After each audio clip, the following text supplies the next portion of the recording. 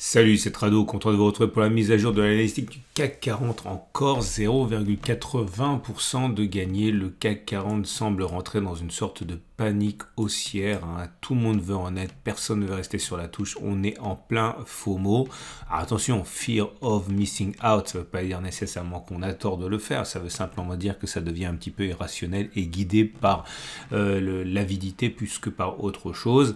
Il est vrai que de plus en plus de marchés semblent s'éloigner durablement de leur support. En tout cas, on verra dans l'immédiat qu'il n'est pas du tout impossible que l'on continue de progresser. Je vous rappelle, mais j'y reviendrai plus tard, que la résistance journalière et la résistance hebdomadaire des 67, 65, 66, 58 semble dans les tuyaux. On va y revenir, j'ai dit. Première chose, vous remarquez que la bougie du jour n'est pas si haussière qu'elle pourrait l'apparaître, qu'on pourrait croire avec 0,8%, parce que la clôture se fait plutôt dans le tiers neutre, voire baissier, autrement dit la longue mèche haute. Ça montre des dégagements. Alors ça ne veut pas dire qu'on va baisser encore, ça veut dire qu'à mon avis, les plus avisés commencent à prendre des profits. Deuxième chose, si on regarde les bougies Aiki-Nashi, là pour le coup c'est pas mal du tout. Enfin c'est pas très haussier, mais c'est quand même haussier puisque vous avez une bougie verte sans mèche basse.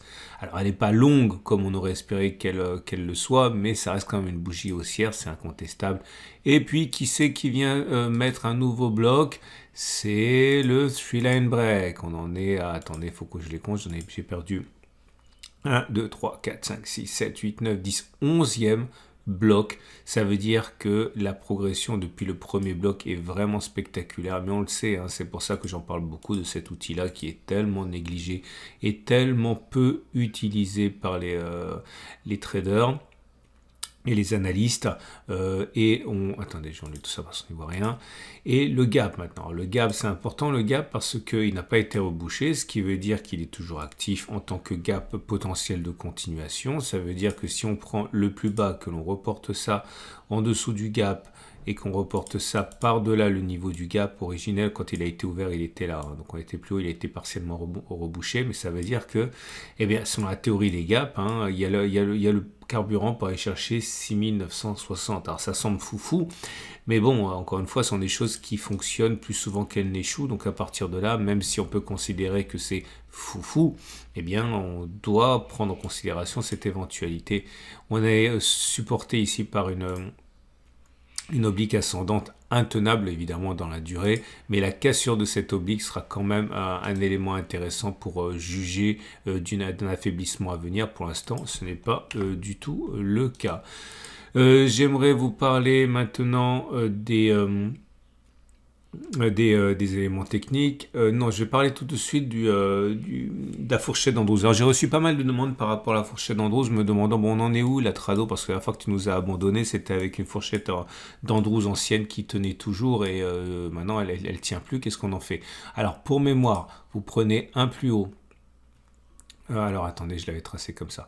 Un plus haut, un plus bas, un plus haut consécutif. Non, ça c'était une vieille fourchette, pardon. Non, elle était là, ouais. Donc un plus haut, un plus bas, un plus haut consécutif, et après des hésitations et des excès, on avait réintégré. Donc je disais que finalement c'était toujours l'ancienne qui tenait là. Et là, ça fait plus de 10 séances maintenant et qu'on en est sorti. Alors, où est la nouvelle fourchette d'Andrews? Elle est là. Donc je prends un plus bas, un plus haut consécutif, ça nous donne ceci. Et un signe d'ailleurs qu'elle est surveillée par le marché, c'est le fait qu'on ait rebondi ici dessus. Alors il n'y a pas que ça, ça peut être complètement fortuit, mais ça peut vouloir aussi dire qu'elle est suivie et qu'elle a de l'intérêt. Alors on va en faire quelque chose de cette fourchette d'Andrews, puisque voilà l'idée. Alors si vous n'êtes pas coutumier de ça, il y a un module de formation dans le pack Total Trado si vous voulez en savoir davantage. Mais l'idée c'est que lorsque l'on prend 3 extrêmes consécutifs, il y a des règles à respecter. Encore une fois, faites pas n'importe quoi. Regardez le module avant. Mais on va chercher la médiane, c'est-à-dire la demi-droite du milieu, plus souvent qu'on ne le fait pas. C'est-à-dire qu'on a plus souvent à faire ça que de sortir de la fourchette qu'on appelle un refus de médiane. Donc on parle ici de plus de 7 cas sur 10. Et je vais vous montrer un exemple. Non, je vais d'abord vous expliquer que donc, selon cette idée, eh bien, on pourrait gagner encore 7, 8, 9, 10%.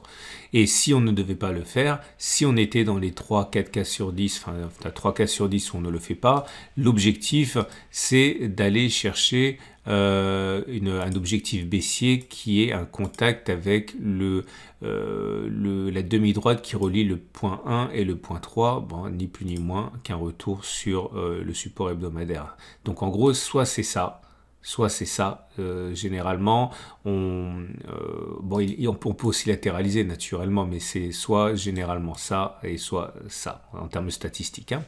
Alors c'est intéressant parce que ça, on va pouvoir le trader. Alors, je vous montre d'abord quelques exemples. Ah oui, il y a une histoire de boîte d'Austin aussi. Hein. La boîte d'Austin, bah là pareil, hein, c'est explicité dans le pack Total Trado, mais vous prenez la plus grande des distances entre le pivot 1-2 et le pivot 2-3, et vous reportez ça par-delà le pivot 3, et ça vous donne le moment maximum au cours duquel, le laps de temps au cours duquel ça doit se produire. Après, les probabilités de rallier l'objectif sont extrêmement faibles. Donc l'idée, c'est qu'on a à peu près jusqu'au 6 octobre pour aller chercher cette zone-là. Encore une fois, tout ça, c'est statistique. Hein. Bon, alors maintenant, je vais vous donner quelques exemples. Je vais remonter à l'origine. Non, pas à l'origine. Je n'ai pas testé ça parce que c'est trop compliqué, ça prend trop de temps et je l'ai déjà fait il y a quelques mois. Je ne vais pas le refaire retrouver la vidéo. Ça me fera gagner beaucoup de temps et à vous aussi. Sinon, c'est une vidéo qui va durer très longtemps.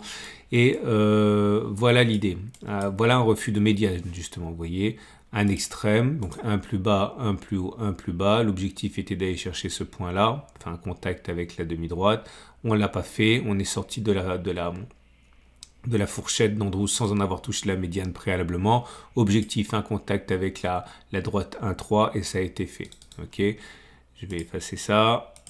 On continue, je vous montre d'autres exemples rapidement. De toute façon, c'est une question d'habitude. Là, voilà, notre exemple de refus de médiane. Un plus bas, un plus haut, un plus bas consécutif. Refus de médiane, on n'est pas allé chercher la médiane avant que d'être sorti sur cette bougie. Du coup, ça nous donnait un objectif qui était d'aller chercher un contact la demi-droite 1-3. Ça a été fait également. Ok. Maintenant, je vais vous montrer ce qui se passe généralement. Ok. Donc 3 points consécutifs, en l'occurrence ici un haut, un bas, un haut. On allait chercher la médiane. Alors, elle a été jolie, très jolie cette fourchette d'Andrews. Je vous montre encore. Voilà, pareil. Un plus haut, un plus bas, un plus haut, ralliement de la médiane. Et je fais défiler un petit peu et vous allez comprendre. Donc là, pareil, on allait chercher la médiane. Bref, l'idée surtout, c'est qu'à partir de ces quelques exemples, que vous compreniez qu'il y a deux façons de trader tout ça. Et vous l'aurez compris, première façon de parier sur la fourchette d'Andrews, c'est de se dire qu'on va aller chercher le haut de la fourchette d'Andrews ici. Donc vous visez 8, 9%, vous mettez un stop de protection en cas de clôture en dehors de la fourchette d'Andrews. Okay. Ou autre façon de faire, vous attendez que ça monte et vous, au contraire, vous pariez sur le refus de médiane. Vous dites, ok, ça va monter, mais on ne va jamais réussir à passer ça. Donc je mets un stop de protection pour signifier qu'on fera un refus de médiane. Je dis par exemple, voilà, il n'y a pas moyen que l'on aille chercher les 7030, c'est pas possible. Et vous pariez derrière sur un retour. Voilà, oui, si vous prenez par exemple ici, vous avez 6% d'objectif de stop de protection avec un objectif à 12% excellent. Et je vous cacherai pas que à titre personnel, je vais sans doute faire ça. Mais en tout cas, bon, pour l'instant, voilà comment vous pouvez trader à la hausse et à la baisse avec la fourchette d'Andrews. Je reviens à mes moutons et la moyenne mobile à cette période, eh bien, elle est ascendante, on est au-dessus, tendance immédiate haussière. Moyenne mobile à 20 périodes, elle est ascendante, on est au-dessus, la tendance générale est haussière. Moyenne mobile à 50 jours, elle est plate, on est au-dessus, la tendance de fond est plutôt neutre. La moyenne mobile à 200 jours est descendante, on est en dessous, la tendance de long terme est toujours baissière. À noter quand même que certains préfèrent la moyenne mobile exponentielle à 200 jours et pour la moyenne mobile exponentielle à 200 jours, qui est plus nerveuse, hein, naturellement, eh bien on est au-dessus, donc la tendance de long terme est haussière. Hein. Donc là on est vraiment à un moment, à un tournant hein, selon l'indicateur de long terme que vous utilisez. Les bandes de Bollinger sont toujours en parallèle haussière, donc la tendance est haussière au regard de cet indicateur technique. Et également, fait important à noter, j'en parlerai davantage plus tard, hein, mais on est vraiment à deux doigts de casser les pertes et bandes. Hein, donc ça sera un signal haussier important à suivre, mais on n'y est pas encore, j'y reviendrai plus tard, j'ai dit. Hein. Et ça y est, c'est terminé. On va donc passer au trade du jour. Mais je ne vais pas vous donner le trade du jour parce que je pense qu'avec la fourchette d'Andrews, vous avez déjà compris quelles étaient les deux possibilités. J'aimerais au contraire vous parler de l'Ichimoku. Et l'Ichimoku, c'est de mieux en mieux. Hein, mais on n'a toujours pas atteint l'objectif haussier, je vous rappelle. Et là, encore une fois, vous pouvez comprendre pourquoi j'aime bien cette histoire de twist et de distance reportée, etc. Bon, regardez les précédentes vidéos, je ne vais pas revenir là-dessus, sinon ça va être trop long. Mais l'idée, hein, vous prenez à distance parcourue au minimum jusqu'au twist, vous reportez ça par-delà le twist, ça vous donne un objectif qui est plus réaliste que l'inverse, et vous voyez, on y est presque. Hein. C'est pour ça que j'ai dit qu'à titre personnel, je vais attendre que l'on aille chercher cette zone, hein, 6588 environ, hein, pour entrer en baissier. Deuxième risque, je vais le rentrer dans la résistance hebdomadaire par là. Bon, on verra l'occasion. À moins que demain on fasse une séance incroyable et que l'on aille chercher directement la résistance hebdomadaire, auquel cas je rentrerai mes deux positions. Mais autrement, hein, je rentrerai sans doute aujourd'hui et puis un autre jour. Je pense qu'on va continuer de monter. Voilà ce qu'on pouvait dire.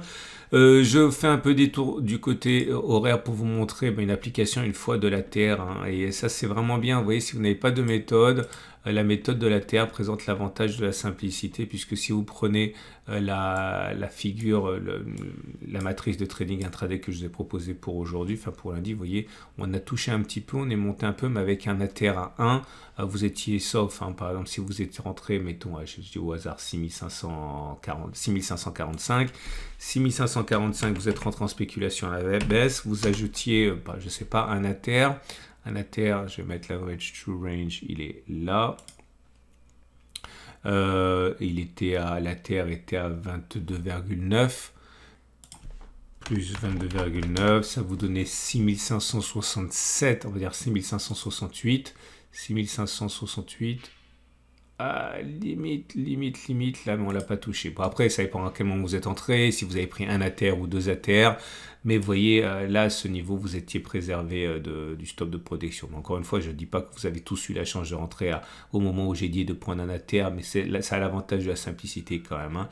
Et puis, vous voyez bien que derrière la baisse a recommencé. Hein. Donc, mise à jour de la matrice de trading intraday sur le site. Voilà, c'en est terminé pour moi. Vous avez plein de vidéos à regarder.